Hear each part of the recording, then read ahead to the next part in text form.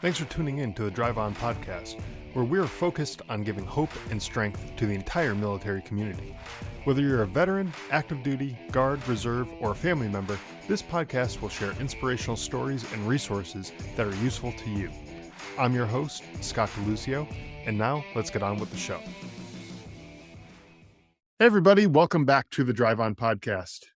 Today, my guest is Elizabeth Power. Elizabeth is an adjunct instructor in psychiatry at Georgetown Medical Center, the founding director of the Trauma Informed Academy, and the author of Healer, Reducing Crises, which offers everyday actions people can take to recover from traumatic experiences and be more resilient in the face of stress and discomfort. So welcome to the show, Elizabeth. I'm glad to have you here. Thanks so much. It's great to be here, Scott. Good show. Looking forward to it. I'm looking forward to this conversation as well. Before we get into the conversation, I'd like to give the listeners just a little background on yourself and a little bit of who you are, just so we have some context of who it is that we're talking my to God. here. I hardly know how to start this. One way I can say is, well, I came to Nashville as a shoe repairer in 1979 because I didn't think I could do anything else, because I was certain I was dumb, defective, damaged, and all that. I could say I was diagnosed with PTSD as soon as it hit the books, non-combat related, still PTSD. The impact is the impact, irrespective of the cause. The symptoms don't care about the diagnosis. I could say that I'm an anomaly, absolutely an anomaly. People with my degree don't get to teach at medical schools, but I do because of some research I did with Georgetown. And I could say that when I get really, really, pissed off, I don't know if I can say that on your show or not, but Sure. I'll try and keep the F-bomb to a minimum. The first thing I do is I go out and I grab a hammer and I start building something, because I know that if I don't get it out of my body, I'm going to be in big trouble. Other than that, I'm just your average little old sweet Southern lady. What can I say? If you buy that, I've got a bridge for you. So far, I'm on track with that. So I Yeah. think you're doing a good job at presenting that anyway. So before we got started recording, you were talking about some troubles that you were having, and you took some time off and you went out and just built the shed in Yeah. your yard. Yeah. That's an interesting thing. It wasn't even something I was planning on talking about, but you sort of brought that up. Is that Yeah. that's just sort of one of your coping mechanisms, it seems Yeah, like, is yeah, going yeah. out and just building something, right? Yeah. It's a really big deal. I mean, trauma stores up in our bodies. It takes its toll in our body. And one of the things that has been really helpful to me, and there's actually some science behind it somewhere, I can look it up if somebody gets their knickers in a twist, but basically, big muscle, that is your legs, your thighs, your calves, your arms, your upper arms, when you can use those, it really helps get the trauma out of your body. Of course, we're not talking boxing, pugilism, and stuff like that. We're talking, I got a terminal mat on a few years ago, and I had a concrete sidewalk that was all different heights, and it had buckled and bowed. And I mean, it was just, and I got mad and I couldn't get unmad. And I knew it didn't have to do with the president. I knew it was about to pass. So I just grabbed a 15-pound sledgehammer and had at it, and then went out and rented a jackhammer and took it right up and laid another one. You need to have a list of things you can do that are big. Even hand putty will help, but anything that will let you use the big muscles that you have, whatever you have, so that you can help get that trauma out of your body, get those emotions to move on through. It's a lot better than using. Sure, absolutely. In a way, it's probably somewhat addictive in a good way. It You is. get that release Yep. of energy going Yep, out, yep. but in a way, it's also productive. Yep. You're doing something to accomplish a goal. You're building a shed. You're fixing the sidewalk. Exactly. You're whatever it is that you're doing something productive and Exactly. not destructive, right? Exactly. I'm facing a move part-time to South Carolina to be near my sister whose husband just died. And, I'm going, oh my God, I'll be living in an apartment. I won't have a half an acre of dirt and soil and rocks and trees and things to build. What will I do? And I'm already beginning to plan, how can I meet my need for those times when I was a lot younger? I used to just walk endlessly. Well, I don't mean to be ugly. At my age, at my ripe old age, past Social Security, I don't need to be out walking in the night. Nobody really does anymore much, unless you own all the land you're walking on and are pretty sure it's pretty safe and all that. But I need to be reducing my risks and increasing my ability to exercise and exorcise all the energy that gets stored up. I still go off like a bottle rocket when something goes wrong. When I woke up and found the blue screen of death on Windows 11 on my computer, and I live with it's assistive technology for me in a lot of ways. as well as my work tool. I was thinking about picking it up and throwing it across the room and all those things. I bet you know those things, don't you? Hmm. Or in my Subaru Crosstrek where I think, oh God, that's really a tank. And I can just drive over that and drive up over them. You can fill in the blanks any way y'all want to. I'm just going to drive over them. I'm so mad at 'em, I'm just going to drive over them. I don't know why they thought they could possibly get away with running me off the road or trying to run me off the road. And then I back up and I go, are you kidding me? Seriously, wait a minute. You think that that person woke up at 6:30 this morning, thought, ooh, ooh, ooh, ooh, at 1 o'clock, I'm going to be on Thompson Lane in Nashville, Tennessee, going east, and I am going to be right behind Elizabeth Power. She's going to be right there. I know she is. And I'm going to run her off the road just to piss her off. Are you kidding? I have no idea what's going on for that person, but I doubt seriously it has anything to do with me. They might have spilled coffee in their crotch. They could have had a bee in their bonnet. There could have been, I have no idea what's going on for them. But I'm just certain that they woke up and decided to take that out on me, whatever it was. And it's like, Right. I don't wake up and do that. Why do I think they do? When you put it into those terms, it seems absolutely ludicrous. Nobody It thinks that. is. Nobody, It, you know. it, it is ludicrous. Maybe 2% of the people in the world wake up deciding to be real jerks. Maybe 2%. They can't all be in my neighborhood. And they don't all know where I live and what my routine is. And they don't, I guarantee they don't take the same route to work every Oh, day no, that you no, might, no, or to the grocery no, store, no, or to wherever else you no, go. no. And my route to work is essentially 12 steps east in the house. But when Right. I go to the grocery store or somewhere else, and when I hear something that sounds like gunshots in my neighborhood, and I instinctively think, okay, is there a line of sight? What's the line of sight on that? Where's that coming from? I think, who in the heck does that? People who've been shot at, Right. and it's like, okay, there's no direct line of fire. Oh God, my neighbor just got a gun. There's a direct line of fire, but that's not close enough to be her. So, oh wait, that's probably somebody's got one of those mufflers on their little tiny poot car that sounds like an AR and AK. People make those things. And I'm thinking they're doing that just to get my stuff up. I'm thinking, no, they're not. But when the cable for the Comcast across the street, I'm on a different provider, was severed by a bullet, I thought, it might really be time to move.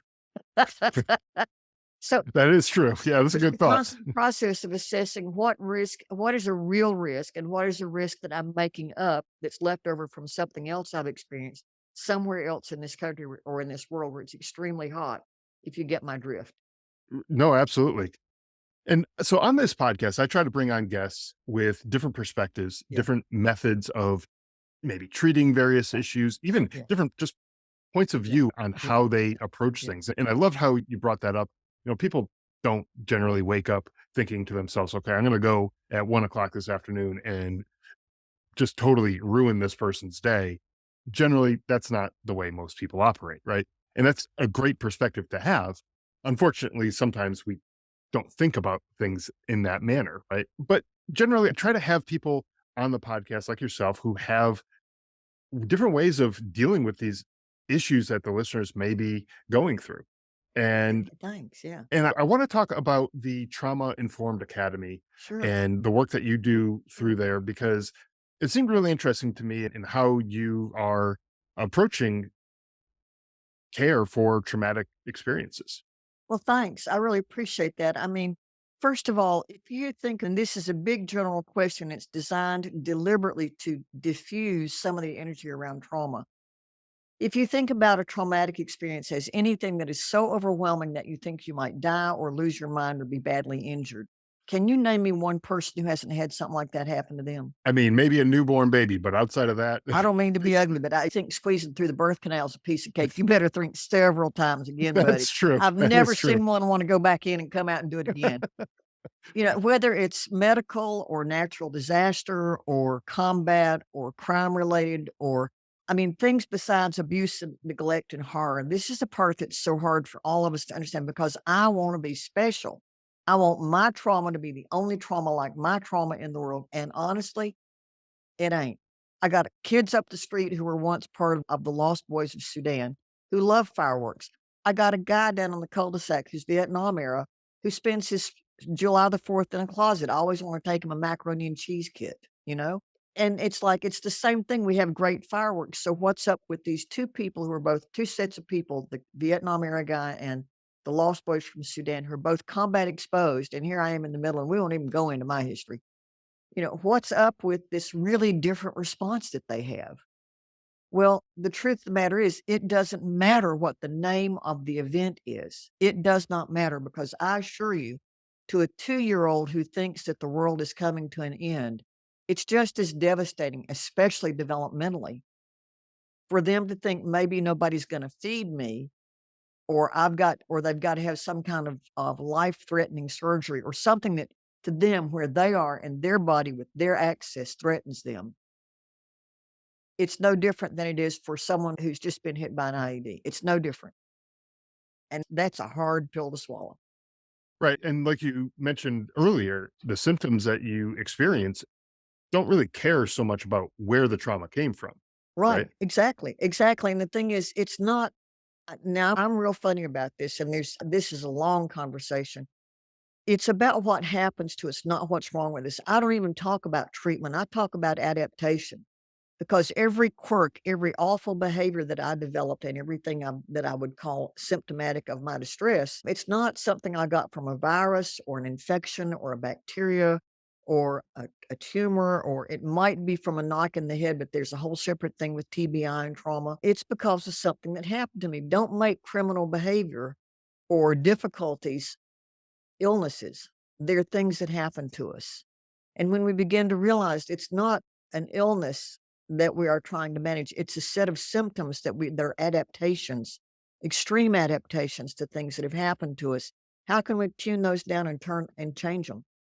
And suddenly it begins to be learning. It's about the neural networks we create, because those neural networks that we create drive our behavior. And powerful experiences create very strong ones very quickly. So basically, what we help people figure out is, look, okay, so I learned to duck, dodge, and hide in closets when there was shooting going on. That's what I learned. My brain sometimes forgets where I am and thinks I'm back in something happening where there was that kind of stuff going on. I need to help my brain learn to calm down a little bit and cool its jets and relax. And so I'm always looking at how can we install the good, for example. That creates neural networks. And one of my good friends, Joan Borisenko, says and teaches, okay, so at least 3 good things happen every day. I consider this time with you a real highlight of my day. And I see your paintings, and they look like paintings that my brother-in-law did, and he was Vietnam era, 3 tours. And I think to myself, what a great time we're having. What a great opportunity this is. This is fun. And so tonight, before I go to bed, I'll take 20 seconds and I'll remember this one event, and I will turn the volume up on it for 20 seconds, and I will be making a new neural network. And you stack those suckers up choice on choice, and after a fashion, your brain begins to realize, oh, wait, okay, that's a loud noise. Let's check it out before we go into fight or flight. Let's check it out before we have the old reactions we used to have. So it's a matter of slowing things down a little bit. And taking just moments, just 20 seconds, 30 Mhm. seconds, whatever it Mhm. is, to reflect on the good that has happened throughout the Mhm. day, right? I mean, Mhm. of course, everyone has something bad going on throughout the day too. But if that's all you focus on and you That's a dwell bad on that, diet. That's a terrible it diet. is. I don't It's a wanna feed really that bad. wolf. Right. It's a really bad diet. That's a good way to think about it. It's like eating all the junk food constantly, and that's Right. gonna end Yeah. up with the obvious negative effects, right? But if Yeah. you're feeding yourself, in this case, you're feeding your mind the good, the positive thoughts Yeah. and Yeah. those positive Yeah. memories and everything like Yeah. that, then you're starting to work on a healthier way of working Yeah. through things. And it's not denying that any of that happened, or that those things are there, or that the negativity is present. It's additive, not loss based. Of Right. course, those things still happen. Of course, I still have the memories, the flashbacks, the strong feelings, and all that stuff. But you know what? There's a lot more to me now than there ever used to be. It used to be all that stuff. I'm the Sure. only one who can add more to it so that I'm getting the balance back that I lost. And it's almost, if you, well, I always like having different physical examples to Yeah, sure. analogies to kind of Yeah, equate this yeah, to. But it's like if you were to take food coloring and just pour it into a cup, it's going to be really strong and really potent because it's going to be that color. But then right, if you go right, fill the rest of right, that cup right, up right. with water, it's going to be diluted. And it's Yeah, not, yeah, sure, it's still there, but yeah, it's not the only thing that's there. That's in a right. way. That's And exactly right. and Yeah. that's kind of like these negative memories, Yeah. these traumatic experiences that we've Right. had. If all we do is just dwell on that, that's all that's gonna be there, and that's all that's gonna make up you. But if you have some other stuff, it's gonna dilute it, and it's gonna give you some other things to fall back on. That's exactly right. And I think about how most of us, as we are young, and I think about generations going into service these days. Most people that I know that are young, that are in service, grew up in the technology era, and they didn't really grow up with a lot of relationship stuff, except maybe watching The Simpsons, which I think is single handedly responsible for a whole generation of rude customer service workers. Starkey's nice, but it's become our customary way of speaking to each other in Right. business transactions. And that is the longest running, most valued show on TV. Can you imagine? Yeah, I mean, it okay, no, is. Leave It to Beaver wasn't any better. It was racist and everything else. And it still modeled the civility. People didn't grab a gun and kill each other first time something happened. I mean, Sure. the modeling's a piece of that too.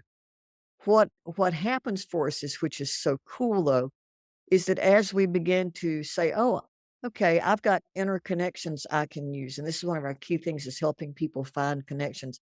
Like the pictures behind you, I see those, and they remind me again of my brother-in-law who just passed, and I feel warmth and kindness, and I feel good. But what if I don't know what a feeling is? What if I grew up with absolutely, "Hey, in my family as hillbillies, I feel good and I feel bad," was as big as it got. Right. So what else is there besides "I feel good" and "I feel bad"? Really, there's something else? How many words do you think there are for anger if you look up the synonyms for anger? Oh my gosh, there's probably a couple dozen, I would imagine. About 55 to 60, depending on which thesaurus you pick up.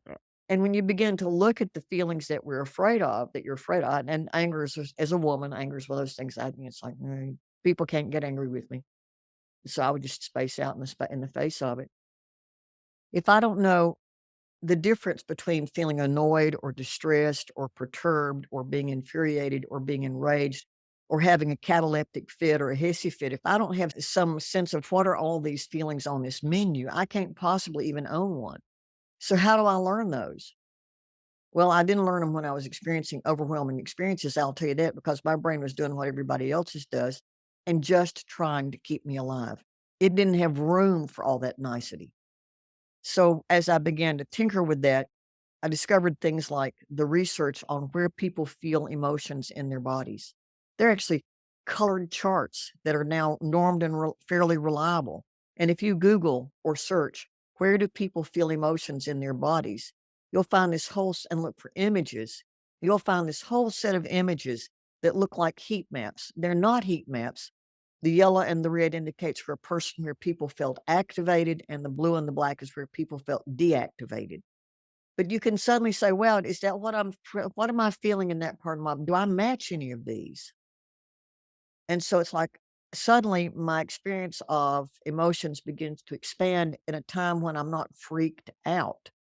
That's the thing. You can't wait until you're freaked out to practice these. You need to practice this stuff when you're calm and cool and collected, so you can call on it more readily when you begin to get upset, when something begins to hit you, and have Right, a lot of mercy.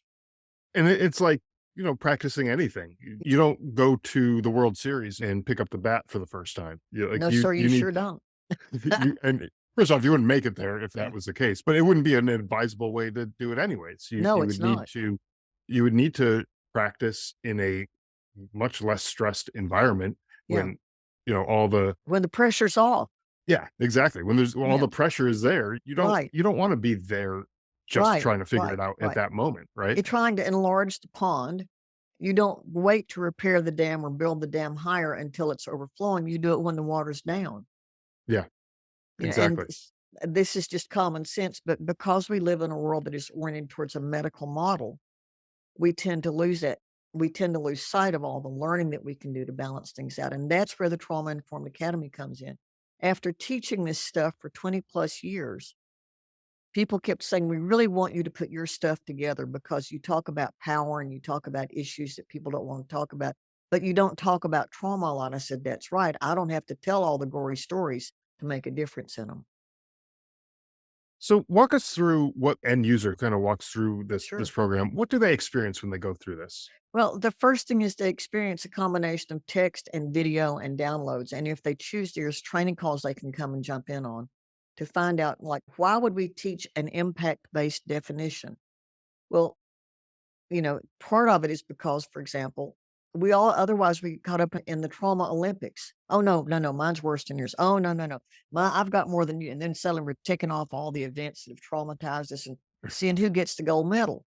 Right. Seriously, Well, and I always say, if you have two people who drowned, one in 5 feet of water and another in 100 feet of water, it doesn't really matter at the end of no, the no, day. They both they're drowned. both drowned. Right, exactly. Exactly. Yeah, exactly. So we stress the impact based definition.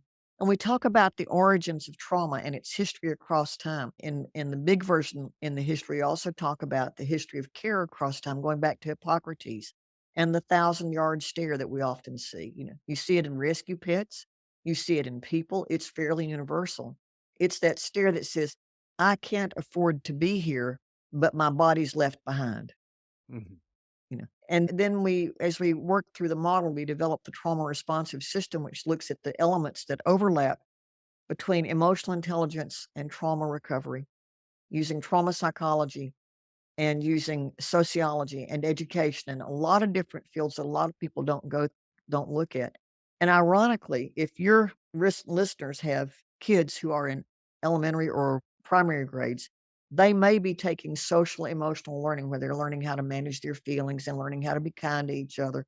They're learning self-awareness, self-regulation, social awareness, social skills, empathy, and decision making, which are the same skills in emotional intelligence. Those which, there's a lot of research out there. If your emotional intelligence is higher, you have better income, your relationships are better, life is juicier. Those are the same skills you need in trauma recovery. So we teach the overlaps without talking about diagnosis or medication, which some people really need and really have to have. And it really does make a difference for them. But almost everybody can jack up their skills a little bit. And so we work to help people jack up elastic emotions, which is about self-regulation. We work about finding connections, which is those inner connections that are positive, like tats. You got commemorative tats. You know what the stories are. Recipes, family recipes that we love. Just thinking about those bathes our brain in dopamine. Seriously. Yeah. So it's all the cheat sheet for feeling better more often so that you can balance your life in a different way. Wow. Well, just a lot of cool stuff.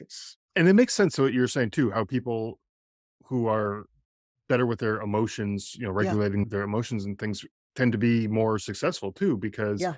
like going back to what we were saying before, if all that is going on in your mind is that negative stuff, the negative emotions, the negative thoughts, and the constantly reliving those traumatic experiences, Yeah. there's not a whole lot of room for growth No, in no, that. that's why I was sure that I'd never be anything more than a shoemaker, Right. and have been homeless off and on, across my life. But now, after a lot of work and a lot of attention, and frankly, y'all, it's really important. Be kind to your brain. When your brain acts up and says, "Oh my God, oh my God, oh my God, bad things are happening," it's just trying to keep you safe. You can have a little compassion for it and say, "Hey, thanks for letting me know. I got this. Everything's good." If you're going to talk to yourself, make it count. Sure. Don't beat Yeah. yourself up. Then you have to have comfort. That means you got to either go eat or drink or smoke or use or do whatever you do, which may or may not be the most helpful tool. Right. And in a lot of cases, those are not Yeah. the most helpful tools. They tend to be more Short term. counterproductive than, Yeah. yeah, exactly. Yeah. Having the drinking in excess tonight, that, yeah, it might make you feel better, but tomorrow it's not going to Right. help the Yeah. Right. situation. You need those brain cells. Getting out on the motorcycle without a helmet and riding at 150 miles up and down the highway like a wild maniac. It's getting out in your yard in the desert in the backyard, buck naked and slinging a long neck and howling at the moon might be safer, although you could still get arrested for it. Right. Yeah. And but going back to what you were talking about Yeah. in the beginning, going out and doing something productive, using your muscles, getting physical without being destructive, without Yeah. getting into a bar fight, which also Yeah. uses a lot of the same Oh, muscles. But love it. that's Yeah. It's, not it's a lot of the same muscles. Yeah. Yeah. not the best idea. I used to be a scrapper. Yeah. Yeah. First bike was a Harley Panhead chopped and channeled. Okay. Well, so it seems like so this program here, by training people kind of how to deal with these emotions Yeah. in a healthy way rather than just reacting and Yeah. having Yeah. these negative Yeah. reactions to this Yeah. stuff is really helpful. And it seems like it reduces the amount of time that someone is going to stay in that traumatized, I don't even know if that's the right Yes. term, but Yes. that traumatized state where they Yes. can't move on, right? Yes. It reduces the time and the trauma and the cost of healing. Now, here's the challenge. I was awfully comfortable as a professional victim and a professional survivor. I knew my role. I knew what people expected of me. I knew what my behavior was supposed to be like. And it was a nice, tidy, comfortable, horrifying box. You want to talk about terror? Try getting both feet out of the boat when you think you want to walk on water. You know, I mean, Right. the terror of being healthier was absolutely overwhelming because it meant that I could no longer justify burning through whole villages of relationships, Right. you know? And when you've labeled yourself as a victim, as a survivor of something, whatever the traumatic experience is and whatever the label is that you put on yourself, that becomes part of your identity. Oh, yeah. And it's hard to change your Yeah. identity. And nobody will It's let go of it. There, right. there will always be somebody who remembers, oh, you're the one who.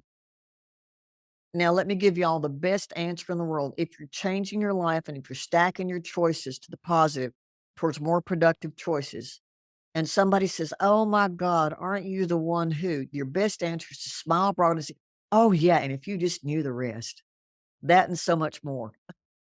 And it kind of turns them away. They don't know what to say. Sure.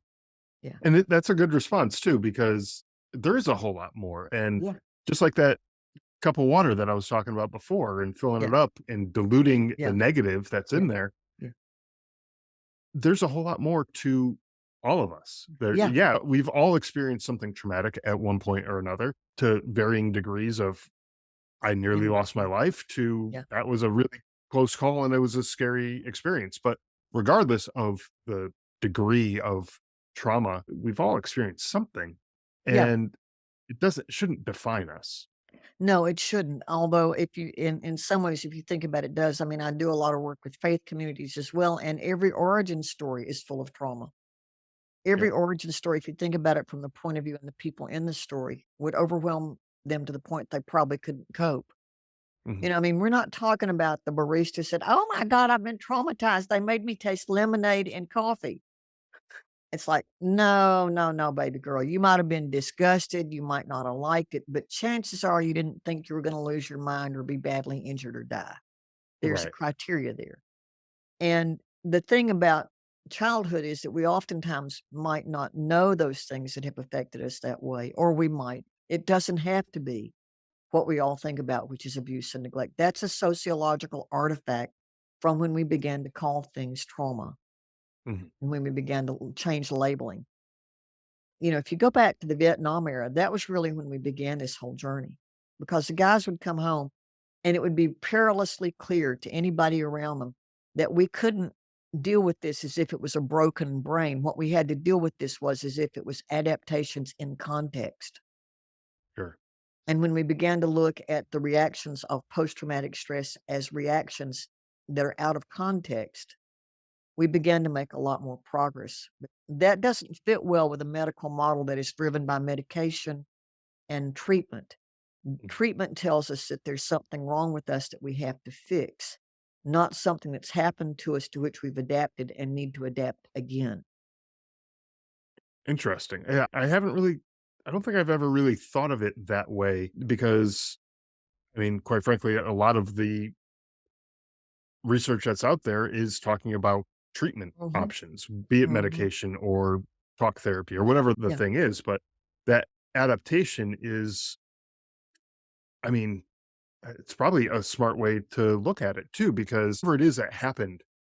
Like right, there's no going right, back and right, taking that away and right, changing right, that. right, right. And so if you're dealing with something that had happened, you might have to learn how to live with that. And again, go back to another physical example. If you've lost your leg in a car accident or something, Right, there's no right, going back right, and right, getting that leg back, but you're right, going to have to learn how to live without it. And right, so, right, in a similar way, there's no going back to the time before that trauma happened, as much as you may want to, but right. it's not going to happen. And That so water's under now the you bridge. Yeah. exactly now you have to figure out how to deal with the trauma that occurred and how to continue living life and try to live life in the best way that you possibly can, right? How to open up to life instead of shutting down to trauma. And it's Mhm. when you think about it, I want to talk about our medical system for just a second. Sure. Mental health people began to be part of the medical model not long after Freud came around. There was a whole big surge, and I could give you all the data, but please. In order for a psychiatrist or a psychologist or a counselor to get paid, an insurance form has to be filed. Insurance, healthcare insurance lives in the world of the medical model where there's a germ or it's a germ-based theory of disease. That has, in the case of what we call mental illness, if you have syphilitic lesions, if you have a TBI, if you've got lesions from dementia, if you've got maybe encephalitis, they could be caused by could be caused by inflammation or parasites. In those cases, you need an infectious disease specialist, a neurologist, a medical doctor with specialized training who submits an insurance claim just like the psychiatrist who prescribes medication or the counselor who does the talk therapy does. But there's no, it's a false equivalency Mhm. because they are not the same thing. Sure. Now, here's the big challenge. We also inherit the impact of what happened to our ancestors. And so that makes us more inclined to different things and different reactions when we have exposure. But that same genetic propensity can also be changed because we have the blessing of neuroplasticity, which is why we install the positive. The genes that are associated with my father's difficulties in World War II or the Great Depression, or pick anything 7 generations back in my family, those genes don't have to express when I do the work to change how they react and how I Right. react. Right. So this isn't a life sentence, and medication may or may not be helpful, but it really doesn't exactly belong in the realm of physical medical care, but that's where the money stream is. And so you've got to look at it from that perspective. I don't mean any harm by this. It's just that we don't live in a system that is yet focused on adaptation. It's not a disability or an ability focused system. It's an illness focused system. I live Right. in disability ability. And it's just a different way of looking at things, I Yeah. think. And the way our system is currently set up, it just doesn't seem to fit in that nice box that you're talking about there. Right. But Right. Even though it trauma-informed care is legislated in a number of states and in a number of settings, we're still catching up. But right. hey, And you don't have to wait. You can do your own work, and it will make the work you do in therapy and with medication easier and faster, and that's the deal. Just how long do you need to suffer? right, exactly. I and how long does anyone need to suffer, right? And I Yeah, think anyone, if you were to ask, like, it would be 0. Like, I don't need the yeah. suffering, but I may not know I what mean, to do instead, but I don't need it. I don't need it, right, Yeah, exactly. yeah, yeah. So you've also written the book titled Healer: Reducing Crises. Tell us about that book and what readers can hope to get out of it, when they Sure. pick it up. It's a cool book. It's on Amazon, and it's not only on Amazon in paperback. Let's see Okay, if I can get it. There you go. There's there you go. well, there we go. I'll send you a copy by email. It's on in Kindle, it's on in Audible, and I actually did the reading in Audible. Great. What readers can hope to get is an easy, comfortable, non-traumatizing conversation and set of stories about the things that most of us who are survivors do that cause crisis. We don't have to talk about what they are. We need to know what to do differently. So it presents the primary models that we teach in the Trauma Informed Academy, the 3 big ones: finding connections, elastic emotions, and identifying and focusing on strengths, and gives people kind of a casual look at what we can do to help ourselves. I would call it the prequel to the Trauma Informed Academy. So you can actually learn a lot, and there are a lot of handouts and stuff that are reproduced in the book, a little tiny, but they're still there so that folks can begin to do their own work in a way that's supportive. I'll tell you this, Before I wrote the book or put the academy together, I surveyed 3,000 mental health clinicians and asked them, if your clients came to the door with higher levels of these skills, would that help your practice? And how would it help it if it would? And it was universal. It would help so much. The work would be easier for them and for us.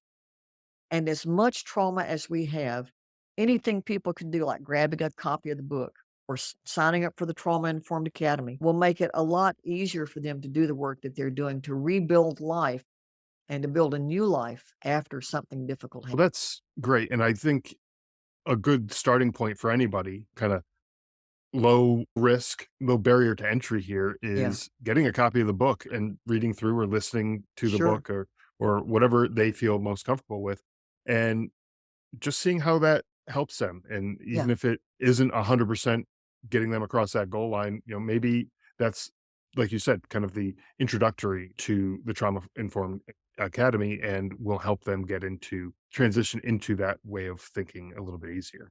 yeah. I hope so.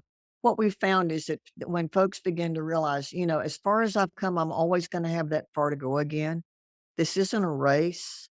There's nothing particularly wrong with me. I've learned to do some things that don't work. I want to learn to do some other things.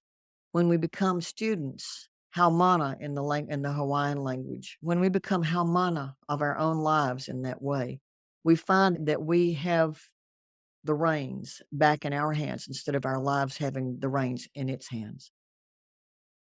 That's a great way to think about it. Yeah. Well, Elizabeth, it has been an absolute pleasure speaking with you, getting to know you a little bit more today. Where can people go to get in touch with you and find out more about the Trauma Informed Academy? You already mentioned the book is available on Amazon, and I'll have a link to that in the show Sure. notes. But what about the Trauma Informed Academy? Where can people go to find out more about that?